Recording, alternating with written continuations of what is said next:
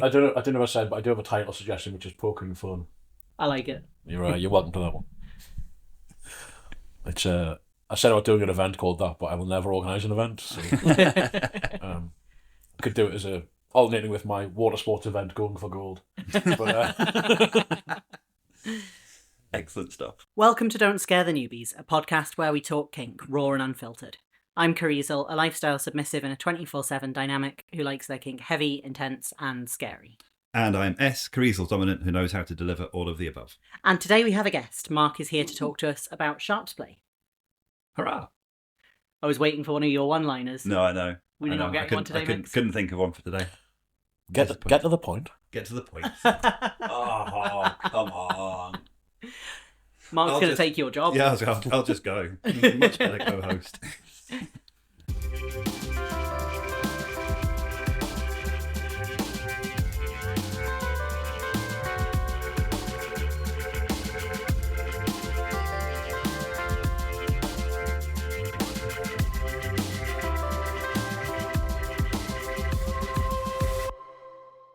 Well, I was going to start by welcoming Mark, but given that he's stolen my job, I'm not sure I will. Maybe Mark should welcome you as my new co-host. Yeah, there you go. Take it away, Mark. So welcome, S. I understand. I understand nothing actually. So, why don't you introduce us today? Say, I understand that you have a guest today. We do have a guest. Yes. Who might that be? Our former friend, Mark. I suppose that's where we should start, isn't it? Kind of talk about how we met. I think you two met before I met you. Is that right? Yes. We did. Yes. I showed up in Kirizal's Fat Life inbox, which is not something that we recommend new people do. No. In general, I don't mean specifically. Specifically. I did something which it's not a faux pas. It's a perfectly legitimate thing to do, and it does have, as you can see, it can have positive outcomes. But that, yes, that often new people are told to be wary of. I was new. I wasn't new to Fat Life. I was new to this instance of Fat Life. Actually, originally was on Fat Life in 2008. Right. But I never engaged with anything local. I used it as a social media, as a forum, and so yeah, when I decided to rejoin and kind of start approaching the scene and approaching people, I actually today before I came out, I actually went back through my my DMs and read the first message that I originally sent to Kirizal. Right. I think Very it's prepared. I have no memory of what you said. I remember you seemed like a reasonably safe human. yeah, basically message saying, "Hi, I'm a local sadist among other things. We have these shared interests. Yeah. I am interested also in exploring these things that you have experience with that I don't, which I believe was cutting and burning. Right. Would you like to chat? Potentially with a view to play down the line, but not with the expectation." Yeah. And I think she said, I'm okay. I think it's because I was adding you as a friend, and obviously I didn't want to send a blind friend request. But Yeah. also kind of- Yeah. And then I got a polite, positive response, and then I believe we just went up for coffee. Yeah, and you said meet me in Costa, and I didn't know there was more than one Costa, and there was a bit of wandering around Newcastle. Ah, yes, I remember But this. then we did end up in the same. We got to the right Costa, yes. So yes, we did the thing that's sensible to do if you're ever meeting someone from the internet, which is meet in a public place. Place. Not what I typically did when I met people from the internet in those days, to be fair. Yes. And we had we ended up sat on Costa. I think it must be a good couple of hours we had a chat for. I think so, yeah. Just established we were on the same page with things, and I think at the end I was like, "So would you be interested in playing at some point?" And you said yes. Yeah. And then we agreed on what we were going to do, which was applying a surgical stapler to the soles of your feet. And then we had a period of about 2 months of having to rearrange and cancel because of actually having a space to do things. Yeah, well, neither of us were living alone. You obviously don't live on your own, and I was living with my ex at the time. Yeah. And me and my ex have a pretty good friendship, and we're pretty open about a lot of things, but there's a difference between being open and actually playing with someone else. Absolutely. With a inch-thick wall separating you. Absolutely. Yeah. But the solution we found was, once I started dating Mix, was for you to come here. Enter Mix. Yes, and that turned out being very, very good. Yeah. Yes, it was kind of an interesting one as I was I sort of approached you at the point you were kind of just sort of starting to have this thing with that sort of start to certain that I think they're realizing it was going to be a bit more serious and developing thing. Yeah. Kind of thing. Yeah. So yes, we ended up. Our first scene together was the foot stapling. Yes. With S's assistance. Yeah. And I believe you did put at least one staple in, didn't you? Yeah. Yep. I think I did. Maybe did one in each foot. Yes, you did. I remember that. And yes. I think you wanted to have a go at the removal, but I think because they were so painful and you'd never done it before, I requested that the more experienced person do the removal. Yeah, because this was something that I had absolutely no experience of and was just completely fascinated by it. So I don't know, I guess I was the sharps cock for the for the evening. Well, actually, sitting in the corner watching. Well, actually, you weren't sat in the corner watching. You were actually you can edit this out if this undermines your terrifying persona anyway. But you're actually holding Kirizal's hand and encouraging them and reassuring them, and it was really nice because that's the sort of thing I usually do during a scene. Yeah. Certainly, if someone new, I have a mean verbal bastard side, but I generally don't bring that out if I'm doing something with someone new, something that they've not tried before. Mm-hmm. It can be slightly different in ongoing dynamics, but I generally so it was kind of nice to have you take a bit of that as well and able to sort of assist with that. Yeah. But yes, I kind of went into what I call my GP voice mode of, you're going to feel a sharp scratch. You're doing very well. Which honestly makes it more terrifying. I think it probably would have been less scary if you'd been like verbally degrading me and stuff. Like the GP voice was. That is part of it, yes. But it's I understand certainly for certain bottoms that actually your pain threshold will go up when you're being degraded, when you're going into sort of situation. It was more with that sort of thing of, I need you to not be in subspace in some degree. I do need feedback on how much I'm hurting you with that sort of thing. Yeah. And obviously to do any sort of verbal or even light power exchange side it's just an extra level of negotiation. Which is fine, which I'm willing to do. Yeah. It just so happens that when I was doing that for the first time, and also that was my first time playing with someone else for quite a while as well, as I had said, because of various things.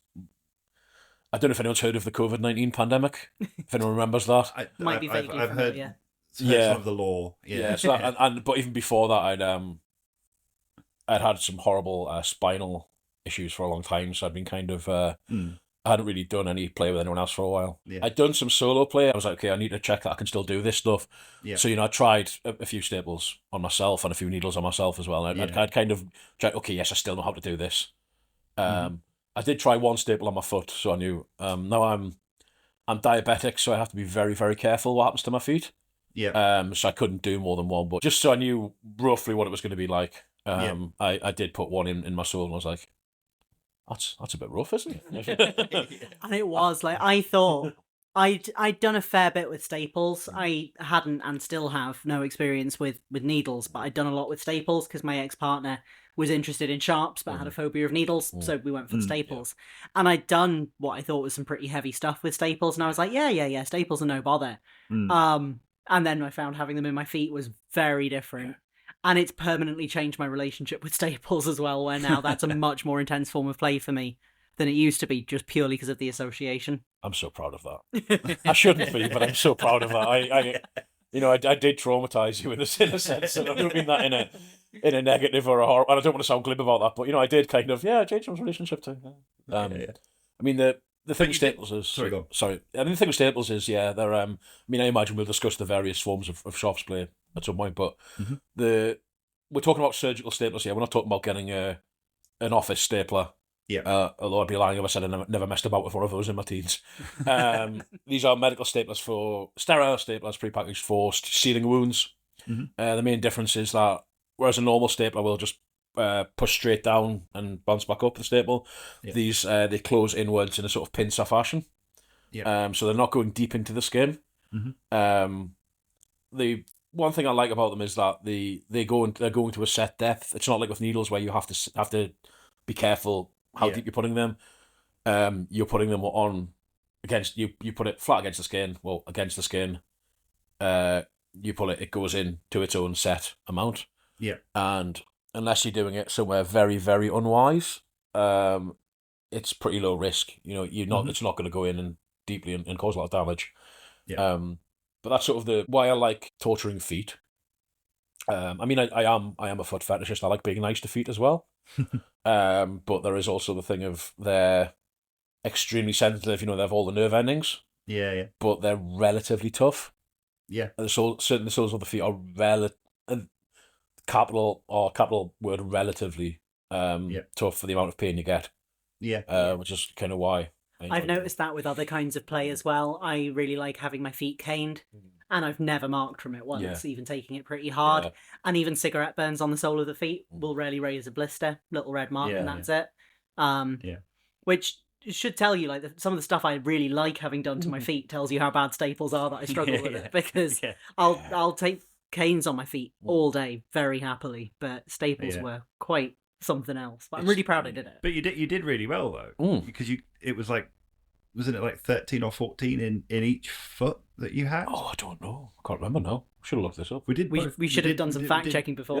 You did both. Definitely did both feet. Yeah. Definitely did both feet. Yeah. But we certainly did enough.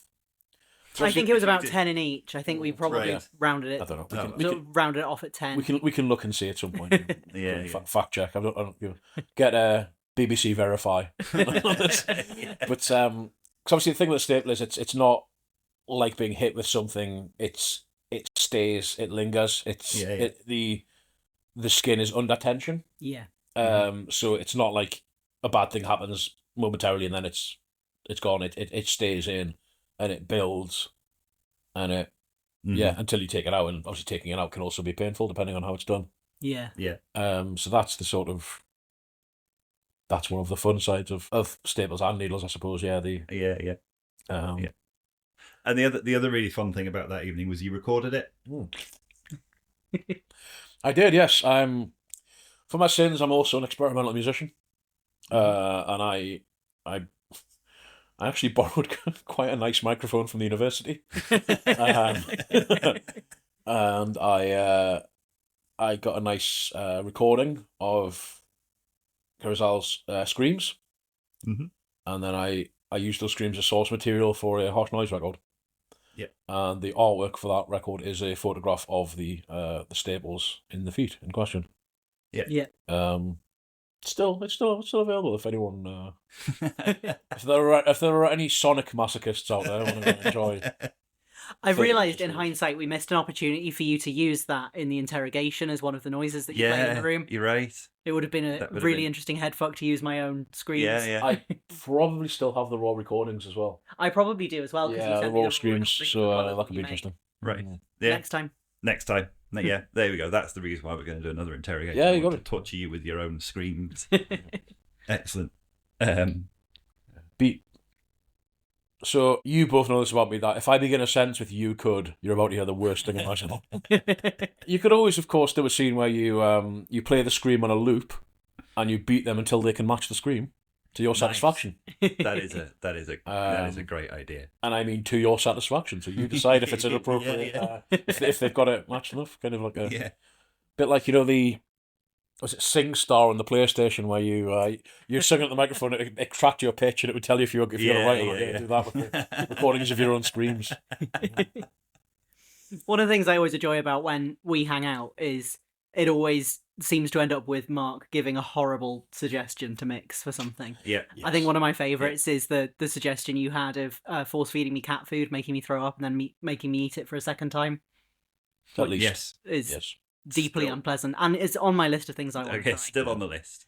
I keep putting it on the list, and I think it's actually Mix who's a little bit wary about that one. I don't think they want to see it happen. That is true. My favourite suggestion I think I give to you was there was a discussion of spider boarding at one point, which I think that was one of yours. And then I said, well, the idea I had was putting a spider gag, or a gag that forces the mouth open, putting a drop of nectar on the tongue, and then walking around Butterfly World. So your mouth is just swarmed with butterflies, and you can't do anything about it. Hate that. Still not as bad as spiders, though. I would rather butterflies in my mouth than spiders.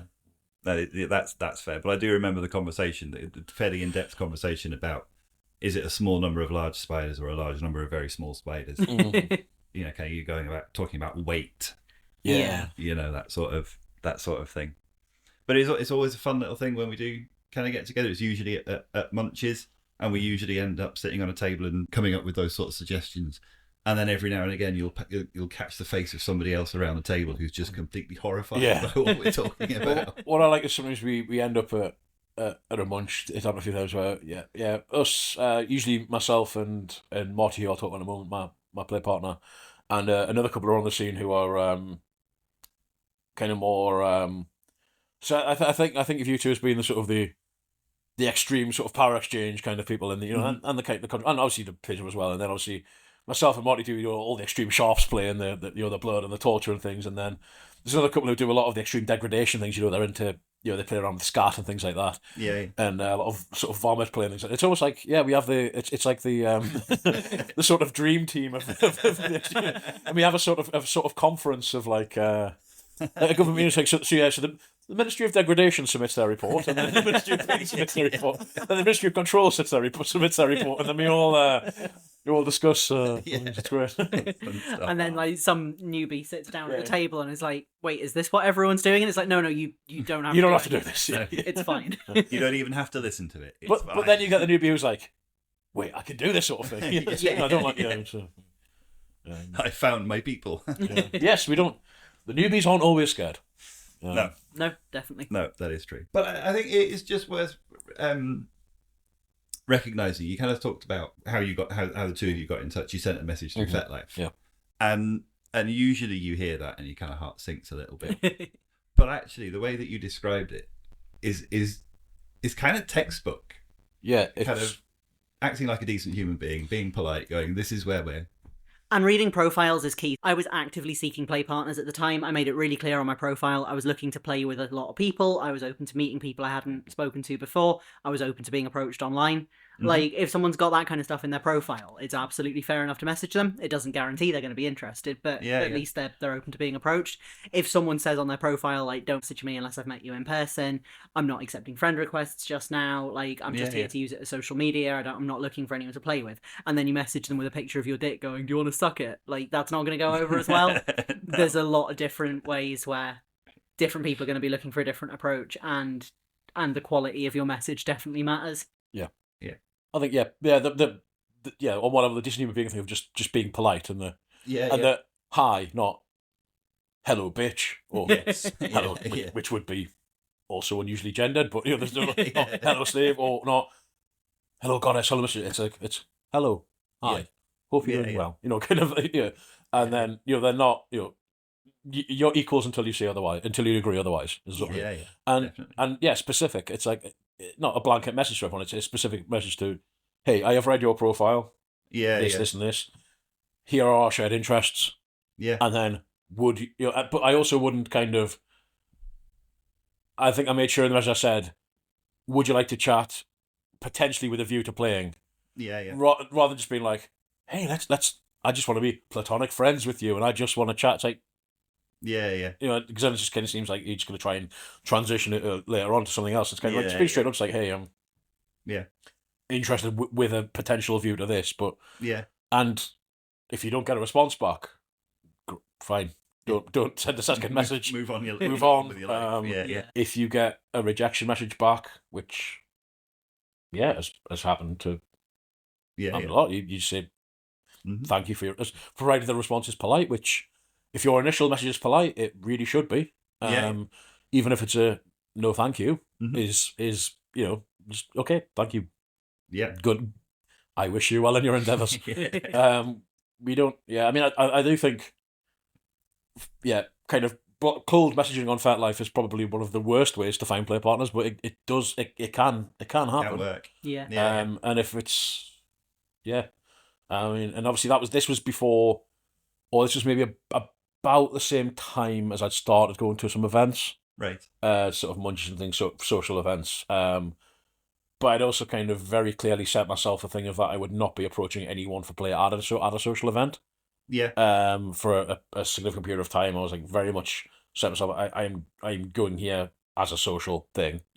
So the thing of if you can then approach people in writing is sort of especially for various forms of neurodivergence that are rife on the scene. It can be nice to just be like, hello, I'm going to submit a formal request to you. Yeah. And you can reply to it, and then we can move on. Yeah. Submit a request to the Ministry of Degradation. Yes. Yeah. So it is a way of doing things. Yeah. I would never say anyone to blanket, don't message people on FET. I would say, yeah. Think about how you're doing it. What you're doing and why you're doing it. Yeah. Quality over quantity. Don't send the same message to everyone in your local area, because those people all know each other. yeah. And we'll laugh at you and we'll show it to each other. Spot you at the bunch and go. Yeah. Yes, and that does obviously mean that if you've sent an unpleasant or even an awkward or unwanted message to someone, and then you are going to say that much, that can make things awkward. Yeah. In a way that if you hadn't sent the message and you just said hello to them politely, down the line you may well have ended up getting what you want. Exercise caution out there, everyone. Yeah. And I've never met anyone else that's messaged me on FetLife, because I've never had another message asking for play that was actually like worth entertaining. It was actually a person. It has just been like red flags everywhere, like minimal communication, just demanding a list of activities without paying attention to what I'm into. It's like, that's not going to go anywhere. And to be fair, I haven't had a lot of time where I've been single on FetLife, because my period between my last relationship ending and getting with Mix was shorter than I planned it to be. Yes, I managed to dive through that window. But yes, I imagine also with I would imagine as a submissive, as a masochist, you'll get a lot of people feeling the need to sort of play a dominant role in a message. Yeah. And kind of be like, kind of present themselves as a sort of what they think is your fantasy of a sort of brute taking control. And it's just like, that's not something you can do in a blind message without coming across as just quite laughable anyway. Yeah. But you are actually going to have to sit down and have a calm discussion before you do these things. Yeah. Definitely. I know you haven't always done that. I'm not judging you for that. You know what I mean? You generally kind of,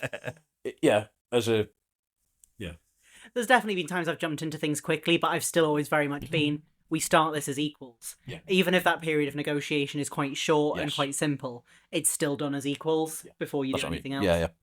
Okay, so the main reason we invited you today, and to be fair, there's probably about 20 different topics we could have invited you on to talk about in loads of depth, but we thought we'd start at least with sharps play, because that's something that me and Mix have maybe a little bit more limited experience of, and I would not use the word expert, because I know you're going to tell me no if I do, but you are someone who is experienced, and amongst the people we know, definitely kind of playing at the most sort of complex level, I think, with sharps. Yes, I mean, certainly in terms of people who play publicly on the local scene, I'm sort of known for my sharps play. Yeah.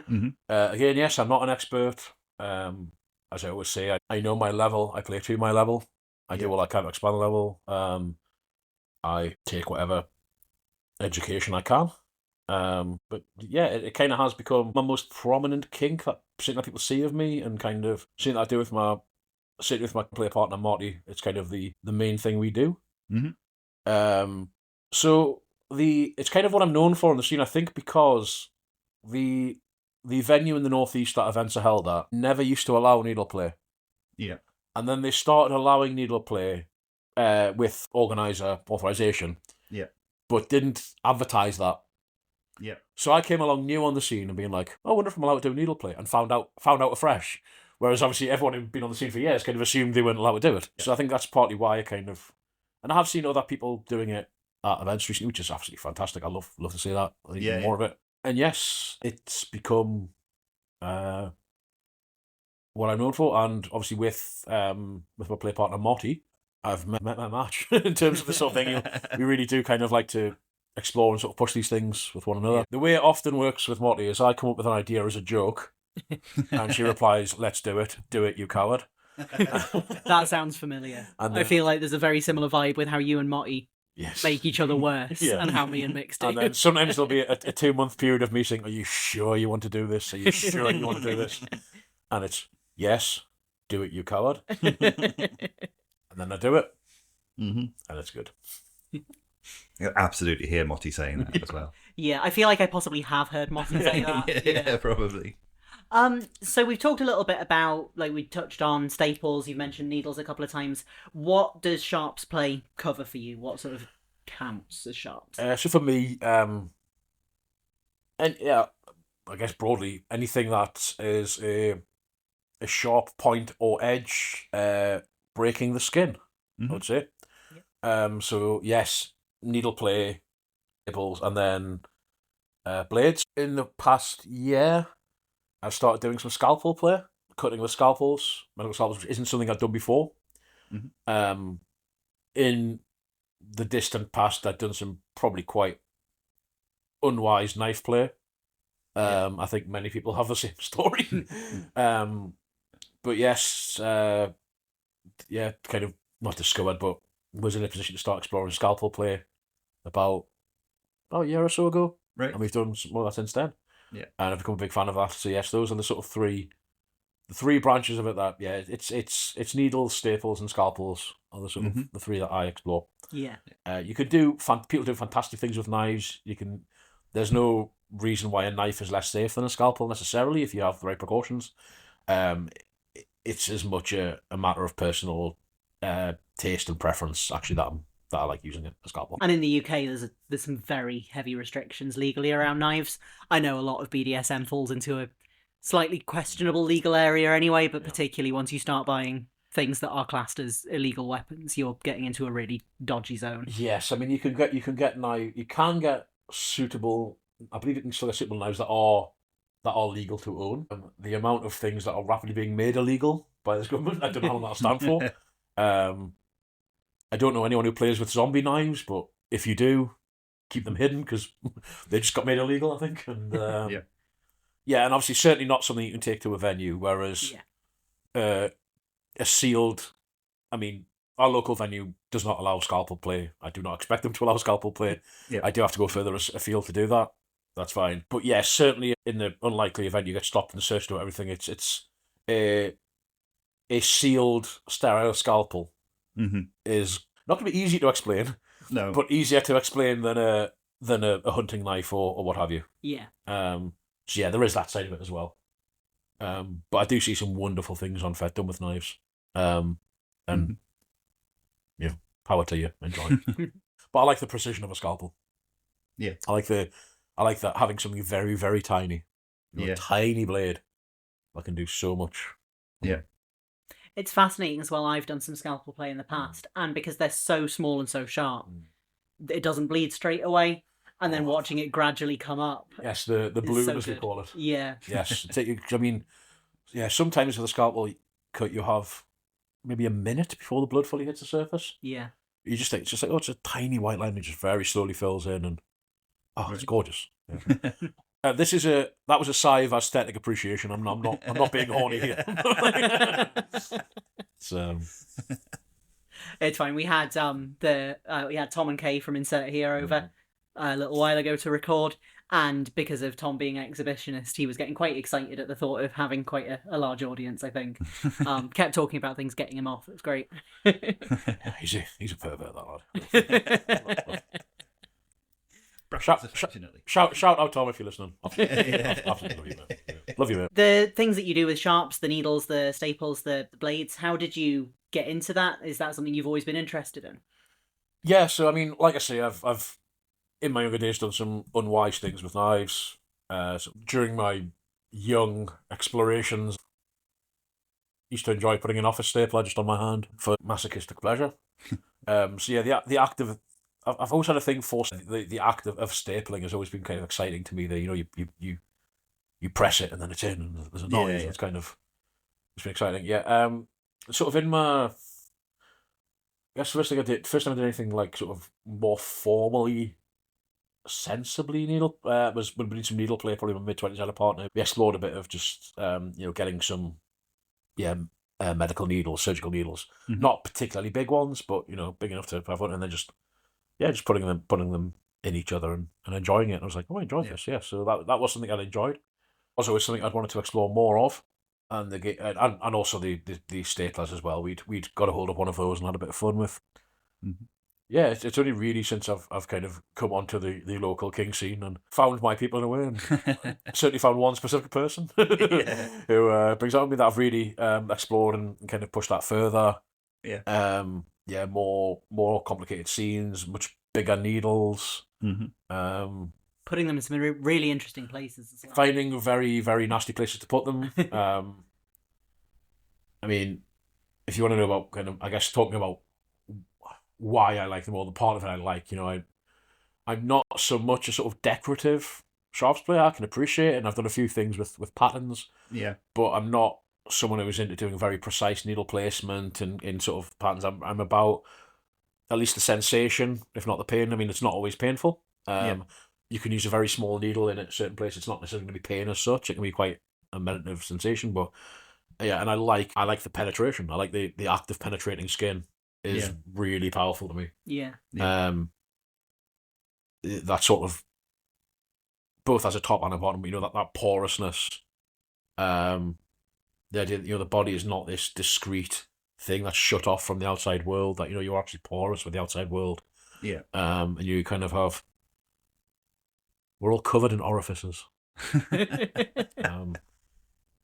That's a beautiful statement to me. Yes. Yeah. There are. I can get very pretentious with the French philosophy on this stuff, but I do. There are these things about this. Yeah, this idea of the body as being this kind of open, porous thing that's made up of sort of multiplicities rather than being this single solid sort of inviolable thing is really, really powerful to me as an idea. And it just really turns me on. But and yes, also the pain side of it. I am a sadist. I'm a masochist. Yeah. I'm a better sadist than I am a masochist in some ways. I do things to people that I couldn't perceive myself. Yep. To the same extent, I like to always have an idea what I'm inflicting on someone, but that means I can put one needle in myself. That doesn't mean I'm putting 50 needles in myself the way I have with someone. I'd like to explore more bottoming for sharps, but until recently I was kind of the only sharp stop on the scene. I'm kind of like, a queue does tend to form. It does, yeah.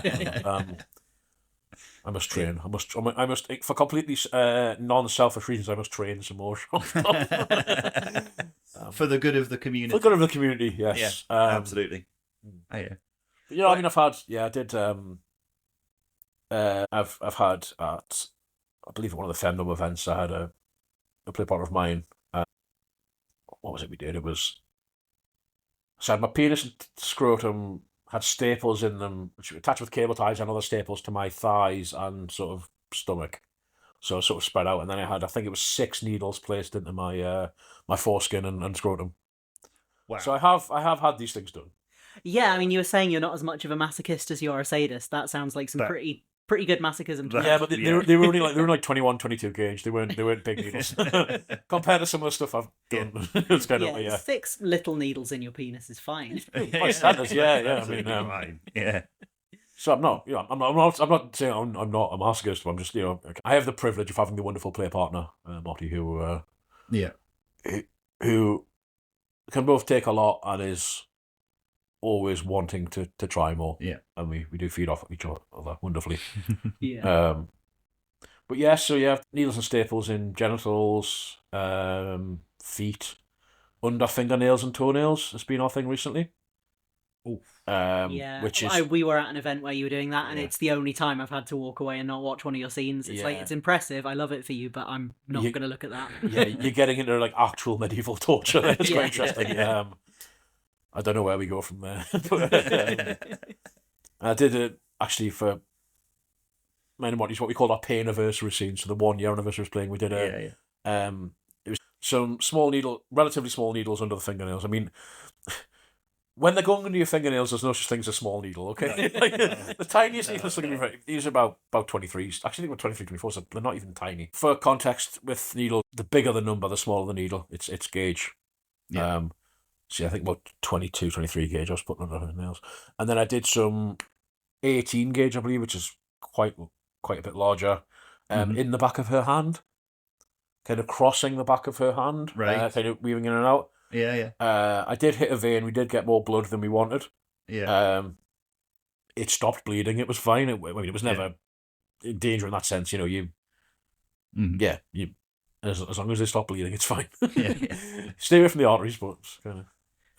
Even in the hands, the arteries would be hard to hit by mistake, wouldn't they? Yes. If they run a fair bit deeper. Yeah. My experience with sharps is not so much from sharps play; it's from heroin addiction. But I know that it's quite easy to find the veins in your hands, but not. Yeah, I mean, and obviously this was sort of the loose, relatively loose skin on the back of the hand. Yeah. This wasn't the palm or anything like that. So yeah, it's just a thing I've done with needles. But yes, we've done needles in the gums. Was quite an interesting one. We've done that a couple of times. Wow. I always obviously like to do, as you should, the most research I can. Yep. On sort of risk and things like that. Mm-hmm. I could not find any record of anyone doing gum needles in a kink context, in a BDSM context. Wow. At all. Not saying it's not out there. Yeah. FetLife search engine is not very good. Yeah. I tried it when I could. I actually ended up looking up actual dental manuals. Right. To find where the nerves were, where it was going to hit. And it basically, we're going, using, again, relatively thin needles, kind of right down between the teeth, basically. So not hitting any nerves, but still very, very painful as far as I understand. I haven't tried that myself, but very, very painful as far as I understand. And hairline has been one we've done recently, which is quite good, because it's literally kind of going in from the front at the hairline, kind of lying flat against the scalp, so not coming back out the other end, kind of putting them in and lying against the scalp. Is very painful. Bleeds a lot, but also stops bleeding quite quickly and heals very easily. It's actually very good. If you want really sadistic needles with a lot of blood, hairline is a good place to do it. I've seen quite a few pictures of people who do hairline needles. There's a few people I follow on FetLife who do that, and the amount of blood you get for relatively few needles, sometimes relatively small needles, is just mind blowing. It's very very cool for pictures. Yeah. It's what the wrestlers used to do, where they would, when the wrestlers would bleed, they would cut the hairline, because it comes down and and obviously if you're already sweaty, it mixes with that and you get a big mask of it. It's a good way to get a lot of blood from a relatively minor sort of cut. Good place. So yes, we've been enjoying those. What do you want to do? Some sort of crown of thorns thing with needles pointing at different angles, and I kind of haven't quite worked out the logistics yet, but we'll see what happens with that. I don't want to tell her no. I don't. I will find. We find a way. We find a way to do it. Love finds a way. It's the vibe that there is with you and Motty really backs up this sort of theory that, like, the perception of kink from the outside is always it's these dominants and sadists who are, like, inflicting all these horrors on these sort of weak-willed subs, being like, I guess I'll go along with it. Where the reality is that most bottoms are just feral, coming up with the most unhinged ideas possible. And the sadists and dominants and tops are just kind of there like, well, I guess we could do that if you're sure. I mean, I am more of the ideas guy. But again, a lot of the time it's something I'll say in jest. Like once, the first scalpel scene we did, I cut the word punching bag into her stomach. Yes. And that was originally something I'd said to her as a joke. And it was about, do it, I want you to do that. And it was probably, from me saying that, it was probably 2 months of me at least once a week saying, are you sure you want to go through with this? You understand? Yeah.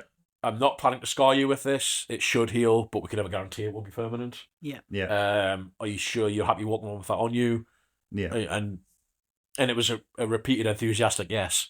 Yeah.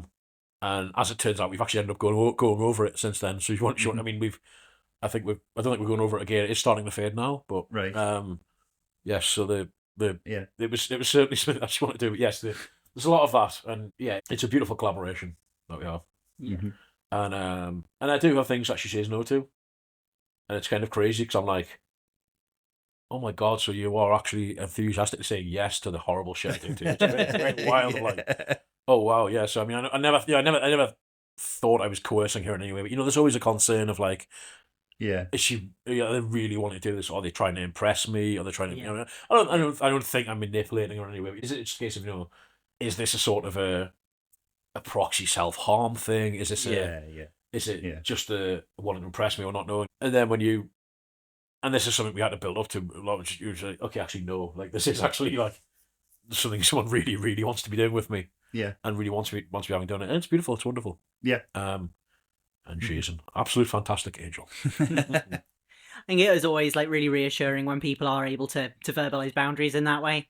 The first kinky relationship that I was in, like before my last relationship, it took quite a while. I was very, very new to kink, but already quite a lot more masochistic than this person really knew how to handle. And it took a couple of months of playing regularly before we ever reached a point where I would felt the need to use a safe word or say that I needed to slow down. And I remember that they found that really reassuring the first time that happened. Yes, yeah. Like, good, you haven't just been taking this to please me and because you don't know how to set a boundary. Like, it's been within your comfort zone until now, and I think they were very reassured by that. Yeah, and we did. Me and Molly there was a sort of an experience mismatch in that. Although she'd been on the kink scene for a long time, she'd never done any sharps play before. Yeah. But she took to it like a duck to water. It's great.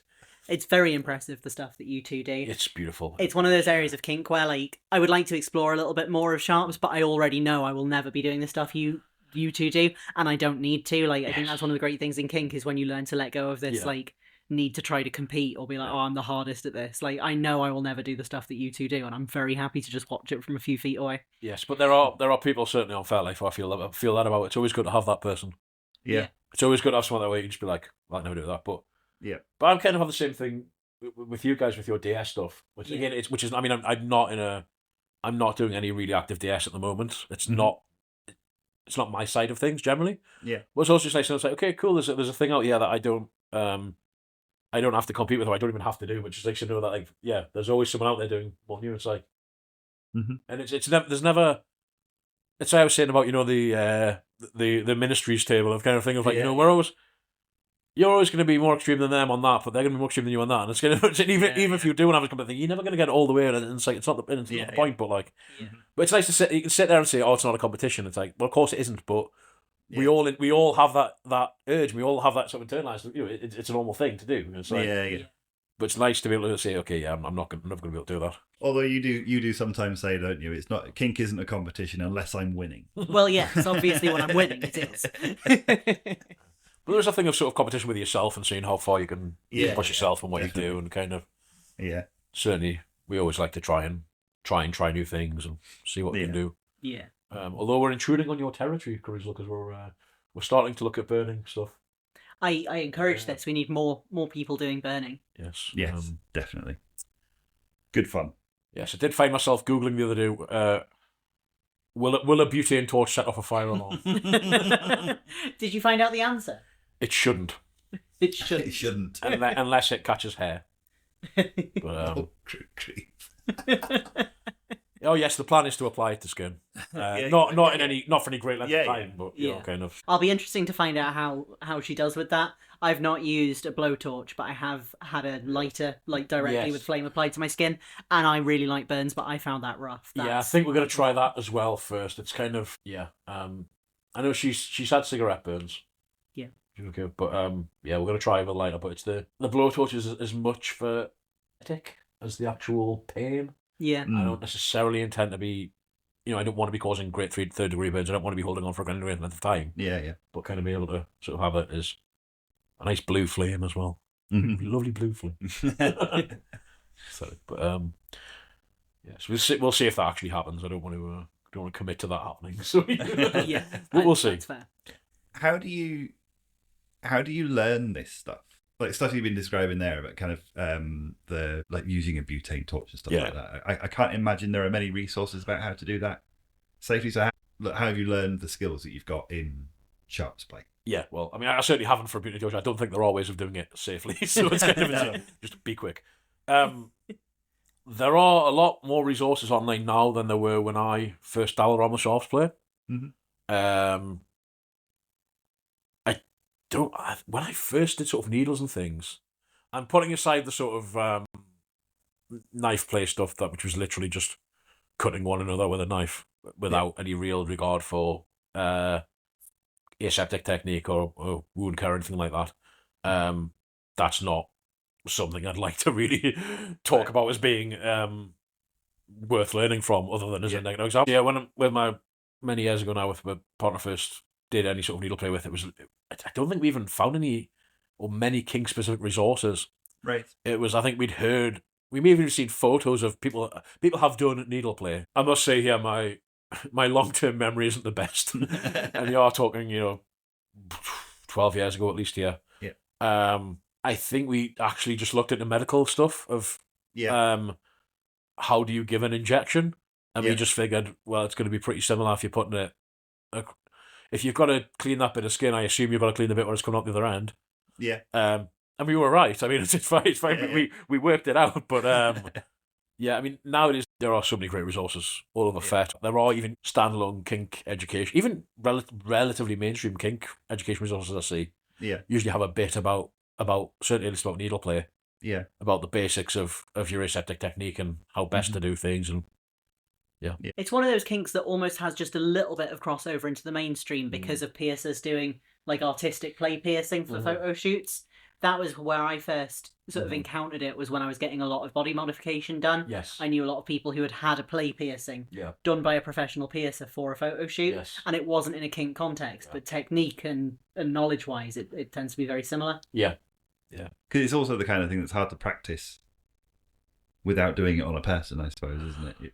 I mean, you can get the suture practice kits, which have a little bit of artificial skin. Right. I've never got one. Right. But you can get them and they're done for for learning to suture wounds, sort of needle and thread, which is not something I've done yet. That is a yet, I imagine. So you can do that, but I mean, I always just practice on myself. And it's one of those things that it's not that complicated if you're doing, unless you're making it complicated. Yeah. It's quite easy it's quite self-explanatory. You put the needle through the skin and then it comes back out the other end. You just have to know the stuff around it of like, when I was with needles, well, you get single-use sterile medical needles. Mm-hmm. And then it's, okay, how do I keep my area as aseptic as possible? Mm-hmm. Never going to completely happen. We're not in a medical setting here. My hygiene and aseptic technique when I'm playing could stand to be better. Mm-hmm. It's something I do try to improve. Again, it's a risk thing. I'm not saying that what I do is when I do it at the moment or past is unsafe in that sense. Yeah. It's just that you can always. It's always better to do as best you can, and then get your chlorhexidine wipes, wipe the area down, your body area down, and then get your clean gauze to clean it up. And then if you are having to dress the wound, get proper wound dressings. Yeah. And I'm not first aid formally trained, but I know the bits of first aid that apply to what I do. I don't have a certificate, but I do know what to do. I just know what to do in any eventuality. Mm-hmm. That's the thing, 'cause everyone's risk profile with this stuff is going to be different, and some people would maybe only want to do this kind of play with someone who had like formal medical training, and then some people will quite happily just buy some needles and take a crack at it without doing any research, which I would not advocate for. No. Most people are going to be somewhere between those 2 points. Yeah. I'm definitely for the buy some needles and take a crack at it, but do a bit of research first. It's transfer. If you understand the principles of maintaining it as aseptic an environment as you can. You're going to do that. Yeah, but I have what will feel like a very silly question to ask. Is obviously all of Sharps is about breaking the skin, getting inside the skin. Is it possible to be into that sort of play if you're not keen on the idea of seeing a lot of blood or being scarred? It depends on the level of not being keen on. Yeah. Because there are absolutely forms of Sharps play you can do where you are unlikely to see significant blood, that you will not see a scar, but there's always the possibility you will.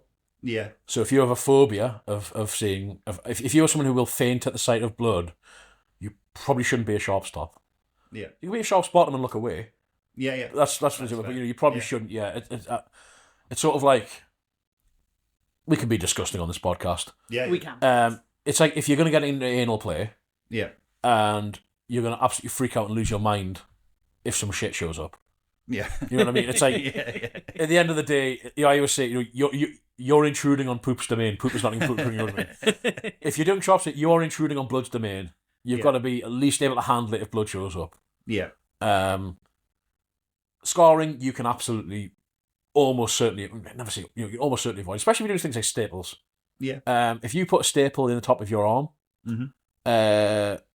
your top of your thigh, one of the very fleshy areas, you're probably not going to see any blood. Yeah. Beyond the tiniest spot they can wipe off. Yeah. Unless you're someone who is extremely medically prone to scarring, you're not going to scar from it. Yeah. It's finding that level. Yeah. There are people for whom blood and even scars is the point. Yeah. I am often one of those people.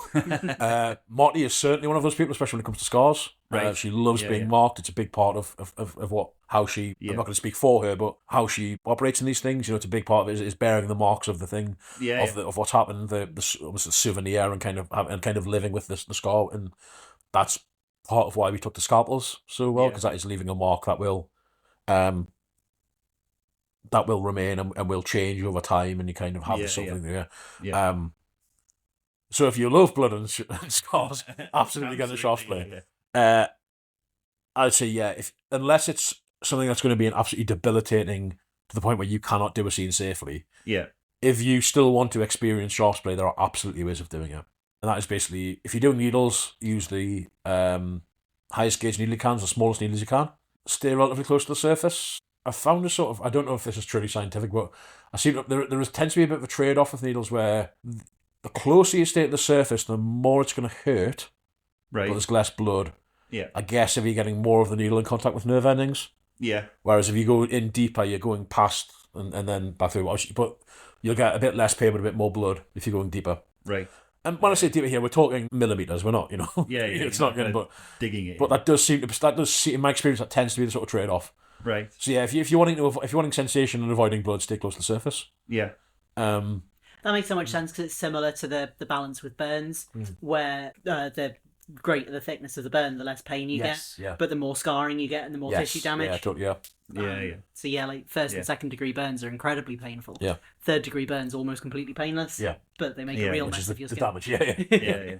And it seems like you have a similar approach to Motti in terms of liking the marks of some of the stuff that you've said before. Kind of, you've got cigarette burn scars and all sorts of different scars all over your body, and they're kind of evidence of a life lived. Yeah, definitely. And I feel that way about scars from play, but also just scars in general. Yes. The scars I have from things I would have preferred not to experience. I have a quite far ago now a history of self-harm. I would rather not have the scars from that, but I do. Well, no, I wouldn't say I would rather not have the scars. I'd rather not have had the experience, but I don't have a bad relationship with the scars because that's part of my history. I have a lot of scarring on my legs and my sides from a really bad skin infection I had, like a really, really severe skin infection. I would have much rather not gone through that, but the scars are just part of my history. So I tend to have a pretty positive outlook on scars, but when it comes to scars from play, I actively want them. It's like I want the proof. And I think especially because I don't really bruise. However hard you hit me, I don't really bruise. Don't bruise. A cigarette burn will give me a mark. Yes. Yeah. I should say I'm saying scars here. I think I shouldn't speak for Monty in that sense. I think it's more marks. It's like she likes being marked. Yeah. That's fair. But it's also the thing of the way it's sort of changed. We have this thing of with the scalpel play, I always call it renewing the vows. Right. Where you do a cutting and then after a few months it starts to fade. Yeah. So if you want to then go over it again. Yeah. So we have there's a cutting on Motti's sternum, which is of a moth. Right. Yes. Because Moti is apparently the Old Norse word for moth. But that's where her name comes from. Beautiful name. So I originated from a stencil, but it's a sort of an outline of a moth. Yeah. And then I think I've gone over that 3 times now. It just sort of fades and kind of then you can, as things fade, you can decide whether you want to renew them or whether you want to sort of go over them. It's a really it's a beautiful sort of especially with an ongoing dynamic. Yeah. It's really beautiful. I think that's one of the things I really love is like saying and having that discussion. If I'm with Monty, if I'm sort of lying next to her or whatever, I can be like see how these are healing and what do you want to do with them? Do you want to do something else? It's a really beautiful kind of quite intimate sort of conversation to have. Yeah. I think I remember. Did you do the moth in Leeds? We went over. That was the second going over. Right. Yeah. That was the first going over. Yeah. The second time it was done. Yeah. Yeah. It was originally done in a budget chain hotel room whose I will not name the company because I get good prices from them and I don't want my account cancelled. In case they recognise you when you turn up.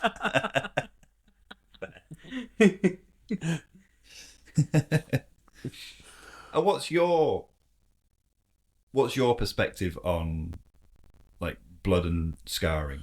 I mean, I have a blood kink. I have a scar kink. Fair. I like blood. I like playing with blood. I like the taste of blood. Yeah. Obviously that has its own risks. I'm not drinking pints of blood, but I will, Yeah. give it a little lick or whatever. It can theoretically be a vector for prion diseases, but obviously they're very rare. So the other person still has to have the prion. So it's kind of, it's not a. I wouldn't call myself a blood player to any great degree. Yeah. So I wouldn't feel qualified to discuss the full sort of risk things for anything beyond having a little lick of blood. Mm-hmm. But yeah, I mean, I like blood. I like seeing blood and like playing with blood. Yeah. I like scars. Even if I have partners who are scarred, I like their scars. Yeah. How do you feel about it? Because I know you both top and bottom with a lot of this stuff. Do you feel the same way about scars on yourself as well? You're pretty comfy with them? I mean, I've not bottomed for any sharps play in recent memory that would really lead to scars. Fair. I'd be open to it. I can't really, just because of the nature of just for vanilla life things, I can't really have a lot of visible scars in various places. I wouldn't be opposed to it. I'd like having a little scar. I still have knife play scars from about 2007, but so, and I'm fine with them. Actually, another sort of historical thing I should have mentioned is I did do a bit of online solo play. There's also another way I did explore a bit shops with that after the relationship I had with that person I visited with, of kind of having kind of online things with someone and having them watch me do things and kind of tell me to do things, guide me to do things. Was kind of so that was an interesting thing to play about with as well. Partly in a time in my life where I was not able to go out and meet people. Yeah. So I was doing quite a bit of like online kink stuff. Is there a stigma around online kink? I don't know. There probably shouldn't be. It's one of those things, isn't it? There probably is, but I can't quite work out why. Yeah. If that's your chosen medium. Yeah. I don't know. No, like, it's not something I've ever experienced because I'm very much an in-person person. The last time I had anything like a long-distance relationship was when I was a teenager and I struggled with it even then. Yeah. I like a lot of very close quality time with a person, which is why me and Mix moved in together when we've been dating for 3 months. So, that wouldn't be my style, but I think it's a really positive thing. I mean, I should say it was never an online relationship in that sense. I'm more like an online play partners thing. Yeah. Kind of It was quite an interesting way to sort of do things. I did that quite a bit over the years in various ways. It's quite interesting when you're in a situation where you're not able to go out and sort of meet people in the real world. It can be quite an interesting way of doing things. And obviously that's sharps play. I suppose sharps play is a good thing for that one because it doesn't matter who put it there. When the needle's in your arm, you're going to feel it. And it's a lot easier to do that than it is to sort of whip yourself or spank yourself, I guess. True. Just in terms of angles. Do you get that thing when you do it to yourself though? Does it feel different? It does. Doing it to yourself as opposed to having it done to you. Yes, I mean it becomes a lot more if it's an actual solo play thing. I mean, most of the time it's more practice than solo play. When I've done it to myself, it's more just kind of like if it was like when I hadn't done it for a while, I was like, okay, I want to make sure I can still do this. Yeah. Or if I've got a new gauge of needle, I want to just try it myself, make sure I know kind of what it's like. But so it often has. It doesn't really have much of like a sexual dimension for like solo play. Yeah. But it does have a sort of meditative, and you still get the sort of endorphin. You get the sheer mechanical endorphin rush of your body reacting to it. It's quite interesting to do. Yeah. Mm-hmm. I don't do a great degree of actual solo play. Yeah. But I have practice with try things out myself, and obviously things in the past when I've done where it's been sort of with someone watching or even instructing a kind of obviously kind of you can get that kind of headspace going without it, even if it's you physically doing it to yourself. Yeah. And of course there's a certain something about making someone do something to themselves, of course. So that is true. Obviously making in quote marks there. I'm not kind of thing of like doing the sort of the stop hitting yourself, but in a kid context. That's incredible. You mentioned that you haven't can't talk now. You mentioned that you haven't bottomed a lot for sharps. Is that a preference? Do you generally prefer it from the top, or has it been opportunity, or a little of both? A little bit of both. I mean, I should say I have bottomed for sharps twice at events on the local community, which, given that I've only been on the local scene for just over two years, isn't bad. Yeah. But compared to doing usually at least one scene a month of topping is it's things. So yes, partly opportunity, partly preference, as in the just the things I'm exploring are a product, partly a product of my own going down with Marty. That's just how things work with us, and kind of I'm excited or trying the new thing that I'm going to do with her rather than thinking of something that can get done to me. Yeah, it's almost opportunity in a positive way. It's not that.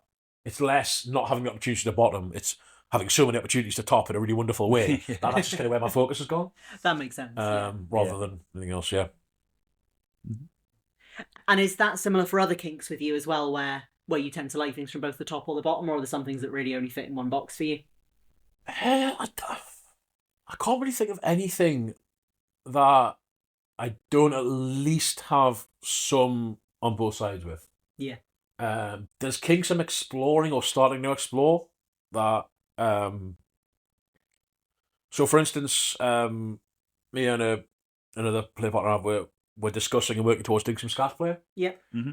That's something I'm comfortable trying out topping for. I don't think, although bottoming for that does appeal to me, and I get it, I find it exciting.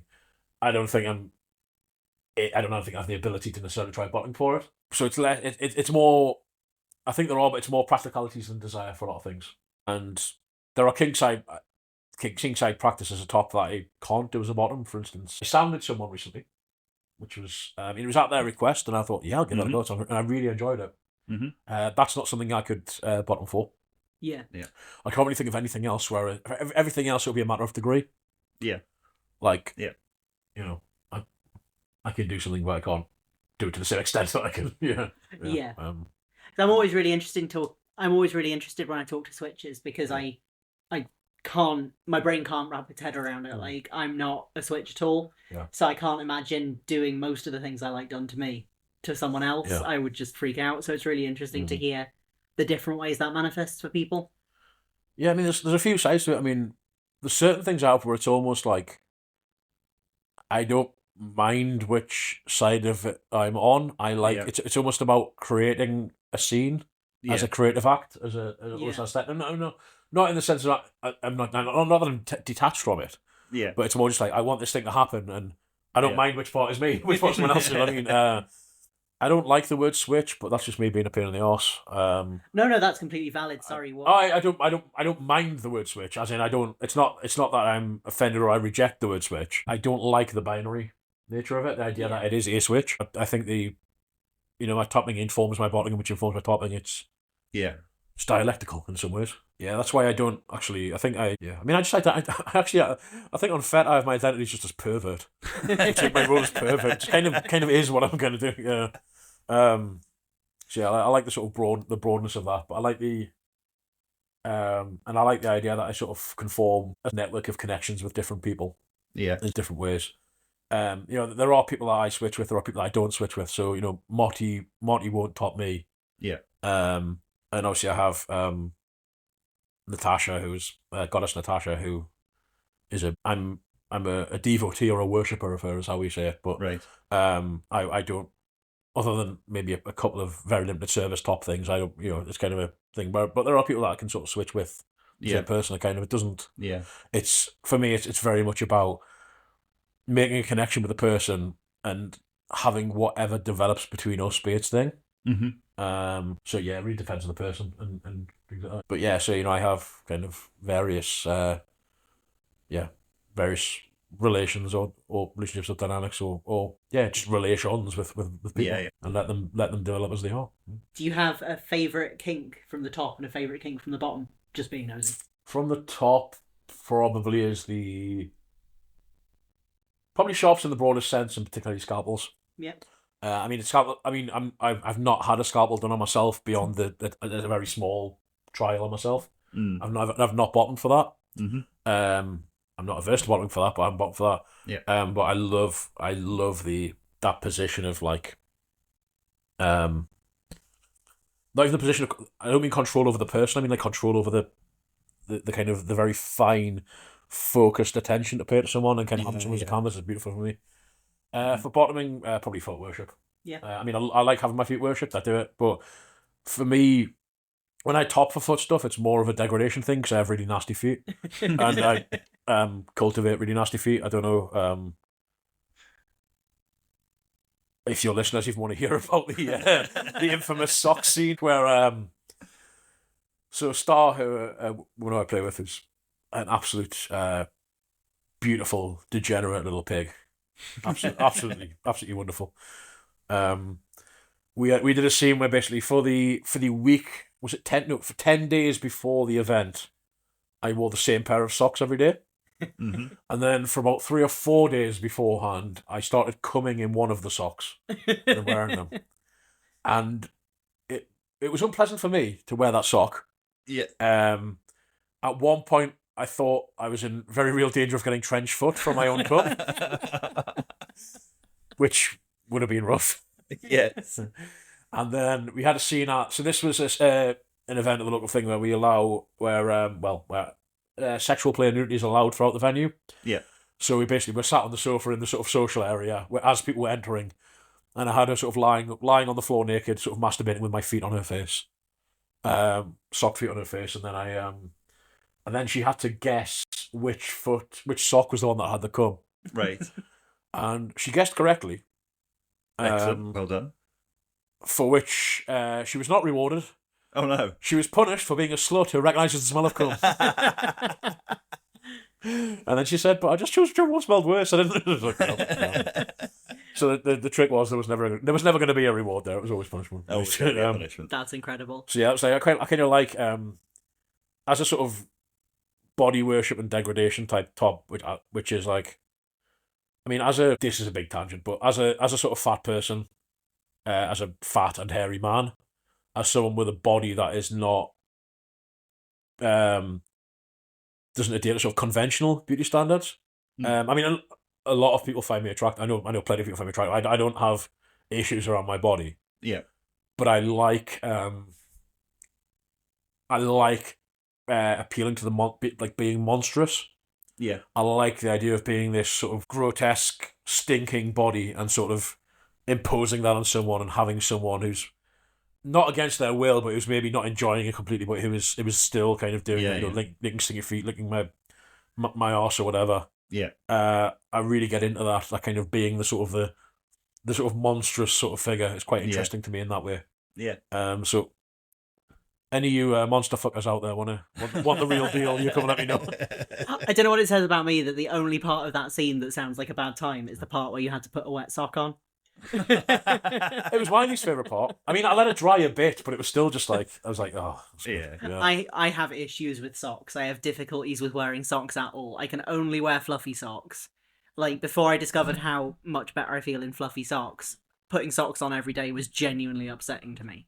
And if I have taken my socks off, I cannot put the same socks back on because they feel contaminated and gross, even if I've only had them on for an hour. So I could not have done that. Yeah. But I could quite happily sniff the most disgusting socks in the world. Very, very happy if it's someone else with the gross socks. Yeah. They just can't be on my feet. Yeah.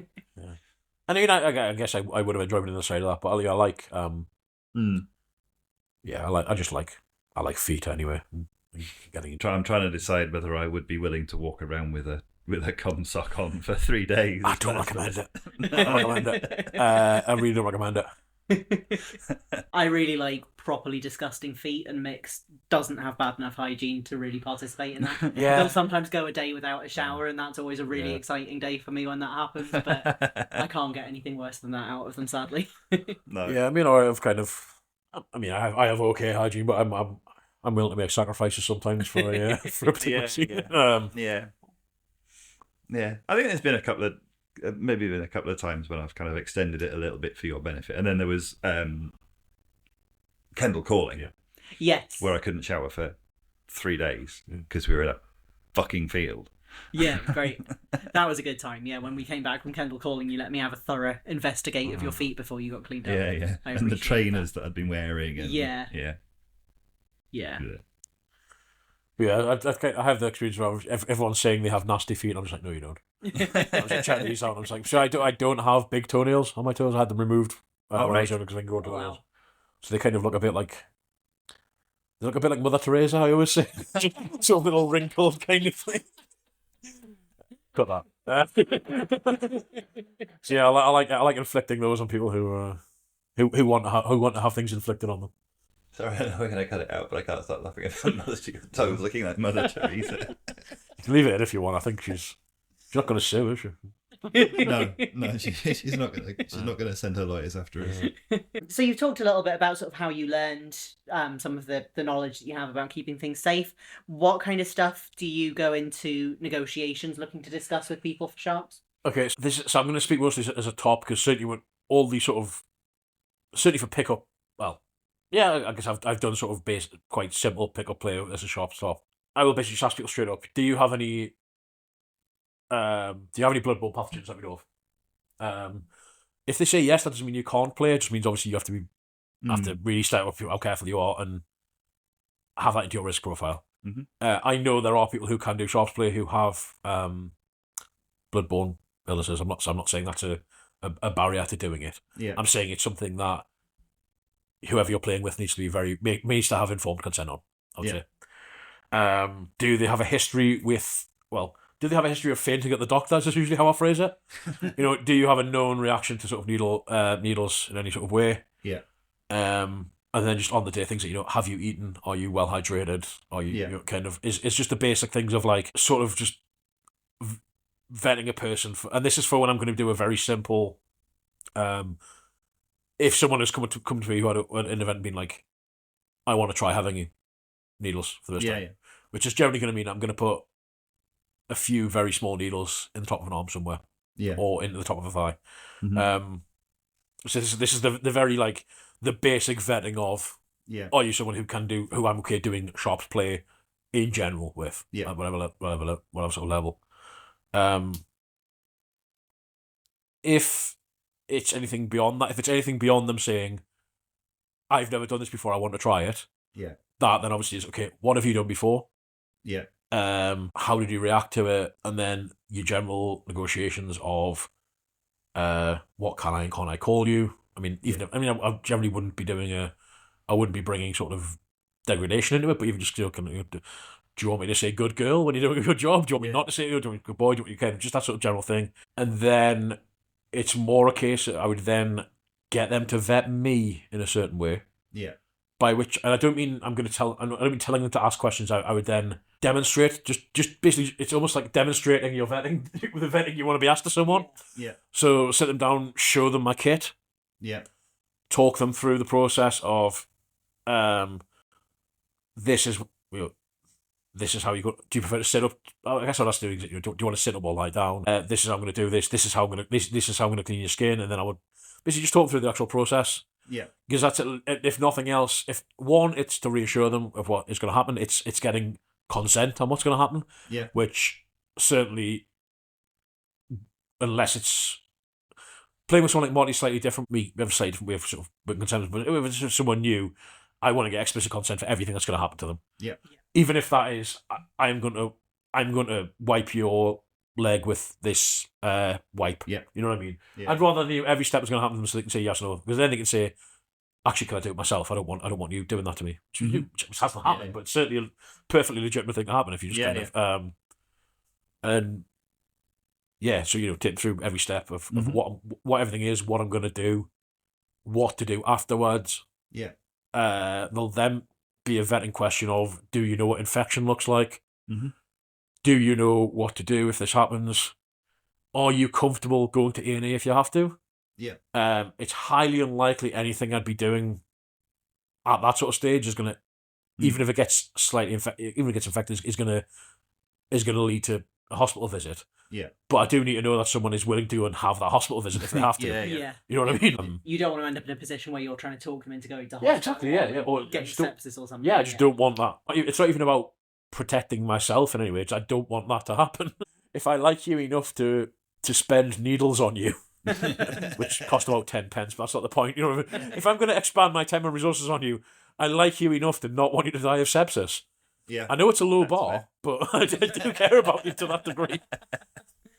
And then obviously just go through it, and also just a case of what sort of aftercare do you think you're going to need?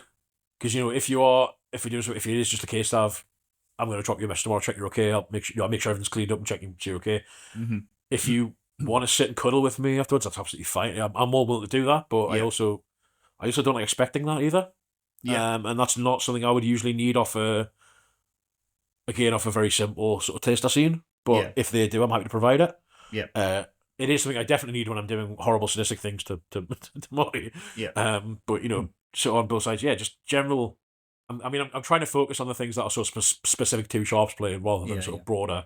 Because I know you've discussed kind of. And there's what negotiate before any.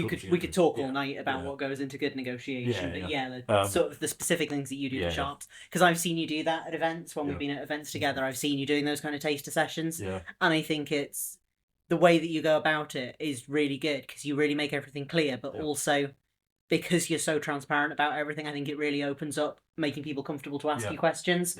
Where sometimes people feel if they're doing pickup play or they're doing just something that's like a little bit of a taster, they feel like, well, this probably shouldn't need a lot of negotiation, so I don't want to ask too much, where actually you should ask as much as you feel like you need to be comfortable. And I always kind of try and keep things very jovial and very light for that sort of scene. In a way, I'm just like, it's not a big deal. I mean, I'm not saying it's I mean, it can be a very big deal for someone if, I've got people who overcome phobias and things, but what I want is, for me, is like, it's not a big deal for me in the sense of like, I don't have a great deal of expectations from you. I don't, if I put one needle in you and you go, nope. Fine, that needle comes straight out. I check you're okay. That's not a problem. You know what I mean? I usually say, we're going to start with the smallest needle I have, and I'm going to let it sit in you for a couple of minutes just to check you're okay having it in you. And then I usually will let them guide the thing of, I'll say, if you decide you want another bigger needle, we can do that. We can keep going. I've done it before. We have a rainbow down someone's arm because they're colour coded. So you just get sort of get bigger and bigger. If you decide, okay, I'm done, that's it, fine, let me know, and then we can decide, am I going to take them out straight away or do you want to wait? Because obviously taking them out is another sort of step. And then it's a case of, you're just like, okay, that needle's just right, but the next one was a bit too much. Can we try some more of that one? I'm usually, if I'm doing this sort of scene, I usually try and have a big box of a lot of different kind of sizes of needles. That we can just kind of thing. The downside of doing that is kind of because I'm having to get needles out of the package, it knocks the aseptic technique a bit. So that's something we try and account for. With I'll usually try and take a few out at once and then get the re-glove or get like the little spray on that set for a bit, just kind of do that, but kind of that's sort of a trade-off that we have there. Sorry, there's a cat looking at me. The audience of one. I know. Yeah, she does seem to like to be involved when we're recording. And she's quiet, which is good. Like, Millie will come and sit here for the recording and not cause any problems. If Cookie comes to join in the recording, she has thoughts to contribute. But well, you're a welcome presence, Millie. You're a very welcome presence. And what would you suggest for new people who are looking to try Sharps, apart from to come and see you for a taster session? If they're looking for, either from the top or the bottom, they're looking to try Sharps, what would they want to look for in partners and how would they want to approach it? I mean, I would suggest, even before that, obviously get as much research done as you can first. There are great resources online now. There are some great users on Fair to have a lot of good stuff there. There are people doing sort of paid actual classes, rain of blood. If you feel you would benefit from the kind of more direct online class model. Personally, I've actually only ever done one actual online class or something. Partly that's been financial, partly it's just been that I've not had things come up that are kind of relevant to what I do. And that's also not kind of the way I learn. I'm a reader basically. And a kind of a document person, but plenty out there. Make sure you just get a clear idea of what it is you want to do and what you want to try. If you're looking for a Sharps top, ask the questions of what is your experience level. And that experience level does not have to be particularly high if you just want to try something out with someone. If they bullshit you about the experience level, that is where there's a problem. Is what I mean. I would much rather kind of like, I'd much rather say like, if someone says, "Hey, yes, I've done this a couple of times," kind of this is what I've learned, this is what I've looked at, this kind of know I want to do this kind of thing. It's like, okay, great. I would be much more inclined to go with them than the person who claims to be huge experience shop, done this, and then have nothing to show for it, and kind of that's been a. Mm-hmm. I'm the same with vetting for literally anything. I would much rather someone say, I don't know a lot, or I've taught myself, or actually I learned in a really bad way and made loads of mistakes. Yeah. Transparency is sexy. Yeah. But if someone claims to be really amazing and know all these things and can't tell you how they learned it, where they learned it, what they've actually got from that learning, that's not great. Yeah. And ask them, have you ever had something go wrong? Yeah. And then the follow-up question is, what did you do? But if their answer is, actually, I'm really lucky, I've not had anything go massively wrong. Great answer. Yeah. If the answer is to be like, no, it's nothing could possibly go wrong with me, well, why are you asking? That's the red flag. Yeah. And you don't even tell this is not shop stuff. You don't need me to tell you this, but it's like anything like, if you can watch people play, watch them play. I mean, I feel stupid answering this question because it's all very obvious stuff. I think it's a shame. It's the same as any other kink, really. Yeah. It's just the case that it's a kink that maybe requires more technical knowledge or research than some other kinks, maybe. Yeah, in terms of actual mechanics of things. Yeah, the mechanics. But in terms of actually seeking out someone to play a part or anything like that, I think it's exact same as any other kink apply. Yeah, there's never anything wrong with going over the basics though, because if people listen to our whole podcast beginning to I'm not saying they might have heard some of this before, but also I always think about some of the times where people have watched one of my 2-minute TikTok videos, taken it and run with it and done something a little unwise. So I like us to get the 101 in. Oh, there's a reason I said it all before. I said I felt stupid. I understand why you may want that on there. I'm just like this. I'm just kind of saying the obvious here, but I guess it's when But I think you're right. I think there's, from my perception of it anyway, and it's probably something that kind of is probably holding me back from trying it out. Is I think it does need it feels like it needs a greater level of technical understanding and knowledge than some other kinks that we do. So, it's not quite analogous, but kind of I think about impact. Yeah, it's good to have an understanding of the human body before you hit someone. But essentially, if you stick to the fleshy parts of their arse, you're going to be all right. Same principle in short please. well, unless they can't. Well, it's better to do it somewhere where they can see it. But I do also think that you can get a bit of a sort of mystification on sharps play, that people think maybe there is more to it technically than there is. Yeah. Where actually the basic principles of what you're doing aren't necessarily that complicated. It's the knowing what you don't know, knowing what to do, and just knowing your level and playing to your level is the thing. I think most of the things that really go wrong with sharps, other than sort of freak accidents, which will happen. Yeah. I've been very lucky. I've come. I mean, I say very lucky. Getting a sharp stick a needle stick where you're topping and the needle sticks you. Yeah. Is not a big deal. It's. I should say that's something, if you're going to sharps top or even bottom, learn what to do if that happens. Yep. Because you do need to know what to do if that happens. There's a pretty simple process of what to do, but you need to know it. I'm lucky. I've never actually had a proper needle stick when I've been playing with someone else. Right. I've come about a millimetre away from one, but never had. But that's the thing to say is obviously is make sure you know what to do if things go wrong. Yeah. But I think, like in a lot of kink, the big, when things really go wrong negligently, it's just playing beyond what you know. Yeah. And I don't mean in the sense of pushing your boundaries. I mean in beyond kind of what you've learned, or kind of how you. Yeah. And it's interesting, Mix, that you say that you'd be wary with sharps play because it seems so technical. Mm-hmm. But we do waterboarding. Yeah. I would say that is probably more technically difficult. Yeah. But again, I suppose it is about perception, isn't it? Because I remember before we did waterboarding, and I think we probably had this specific conversation. Is that I was saying, if we're going to try waterboarding, I want to see someone do it. I need to properly understand all of the ins and outs of it, and kind of be kind of mentored in it. And then we did some research into it, and we did some kind of reading around of it, and then we went to a couple of amazing classes, and actually that really scared the shit out of us because of all the risk stuff that we talked about, but really demystified it as well. Yeah. Oh, actually, the mechanical process of it actually quite straightforward. Yeah. As long as you're, like you say, kind of playing within your comfort zone, playing within your level of knowledge and experience, and being really aware of the risks. So yeah, I think you're right. It's once you sit down and start learning things, they're not usually as complex as you think. Yes. Yeah. So just as we wrap up, then I suppose I'm really interested in kind of your favorite sharp scene, or your favorite scene generally that you've done. Got a few for the sort of favorite sharp scene. I'm not going to narrow it down to one. So there's one that was really beautiful for me. So me and Monty have been playing for about 4 months. It was at a public event.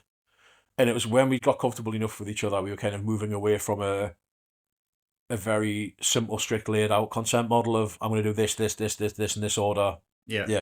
Something we discussed earlier it was basically a case of, I told her at some point, I think, all the things I was going to try and do with her.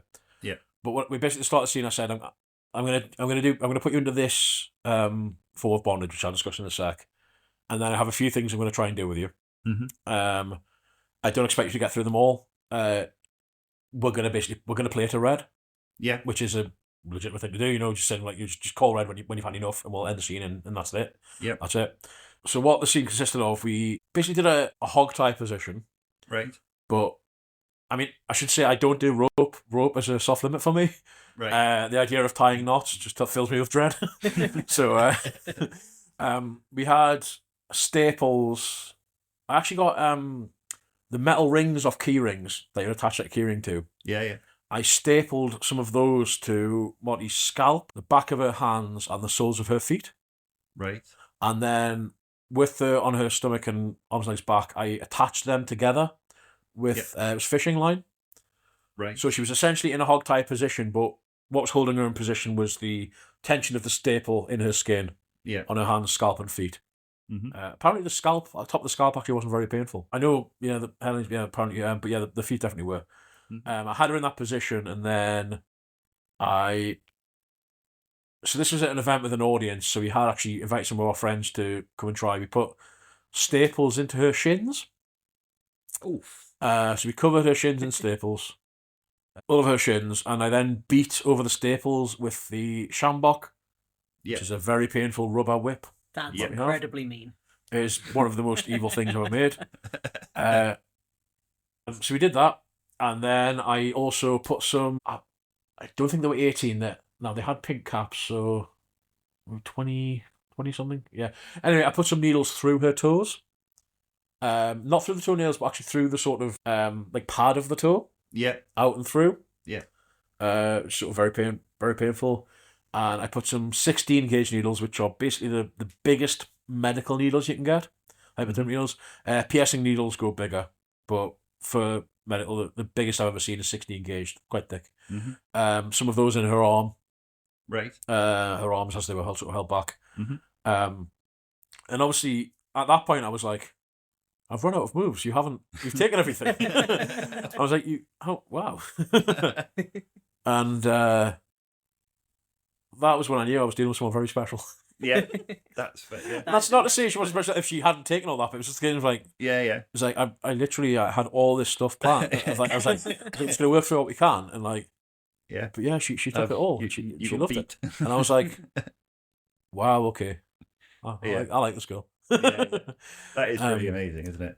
Another really great one was Kaylee from Insert A, you've had her before. Mm-hmm. Her birthday scene where we did it was actually was that 16 or 18? It was some very thick needles, and Kaylee had only done one small needle scene before. Yeah. It's something she'd wanted to do to sort of really challenge herself as sort of an intense thing. It was her, whatever birthday it was, we put that number of needles in her arms and legs while she was laying flat in her drone gas mask thing. Mm-hmm. We then inserted birthday cake candles into them. Nice. Sort of lit them. Yeah. And when we lit the candles, I almost wept. It was like, it was just so beautiful. Yeah. This body kind of lying there, glowing with these candles. I was just like, oh my God, I'm part of the creation of this beautiful, beautiful moment. So I think aesthetically, that's been the one. What it was kind of, I think the first one I mentioned is probably because of what it what it kind of made me realise and feel about mine and Morty's sort of ongoing dynamic thing. Yeah. The one with Gilly was just aesthetically just so stunning, and it was it was with friends. It was like a group scene with friends, and it was being photographed, and it was just beautiful to be a part of a. Like, as I said, I'm not really an aesthetic or decorative Neil person. Yeah. But with that, it was just like, wow. Probably the most one I feel obliged to mention just on a creative level is what we call the Timu bottom surgery. Just something I've done with Morty, and I may do again. Morty being a trans woman, we did a scene where I basically kind of pushed her penis down and almost like a tucking procedure. We kind of rolled the scrotum around it and stapled the scrotum in place. Wow! So it sort of looked like a vagina. I remember seeing the pictures of that. That was quite incredible. Yeah. I think that was it. But I mostly just want to mention that one so I can get the phrase "Timu bottom surgery" in everyone's heads. I have completely separately from you came up with something similar once, which I called "I got bottom surgery at Claire's," which was where I got stapled shut. I've seen that done. Excellent stuff. Where do you go from there? Have you got kind of big plans for new scenes or kind of escalation of scenes? What's the... So hopefully this weekend, myself and Morty will be... I've got a hold of some much larger piercing needles. Right. Some 12 gauge and some 8 gauge. We're going to give those a try. Mm-hmm. Don't know how they're going to go. We're not doing a full scene with them. We're just going to literally put them in, see how it is, and then maybe later do another scene with them. Because I need to know if she's able to take them, basically. It's quite an escalation. More scalpel things. We are... I suppose the other... I guess you'd call it sharps play, is nailing. Playing with nails. All right. That's something else that we're going to be... I'm planning to do some scrotum nailing at some point. Yeah. Much like with the sock thing you mentioned, that I mentioned, I think the hardest part for me is going to be like sanitizing the wood. That's the bit I'm not looking forward to. I'm just like, oh god. It's the really practical things you've got to think about. Yeah, you wouldn't know where to begin. Balsa one just probably just gonna have to just soak it in. I mean, you're never gonna get it sterile. No. But it's a case of just getting as much as we can. Clean as you can. Yeah. But I think balsa one's gonna be able to go. That's something we're gonna try. Mm-hmm. And we're intruding on your domain a bit by planning to explore some burns. Excellent. Good to be an influence. I'm always excited when anyone else does any burning, because a lot of the time I will be the only person in the room who knows they like getting burned, and I guarantee if there's other masochists in the room, they like it too, they just don't know it yet. Yeah. It's a very unique and special kind of pain. Yeah. Yes. Excellent stuff. Well, thank you very much for joining us, Matt. It's been a great conversation. Thank you for having me. Yeah, thank you. I was really excited to get you on, because I think you have such like a light-hearted and also so twisted approach to kink. It's a really perfect balance, and you do a lot of stuff that is well outside our area of experience that's really nice to get some insight into.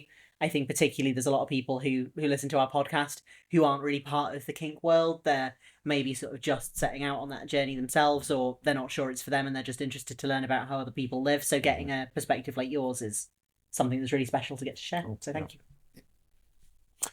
Have fun and try your best. That's what it's about. Yep. Wise words indeed. Absolutely.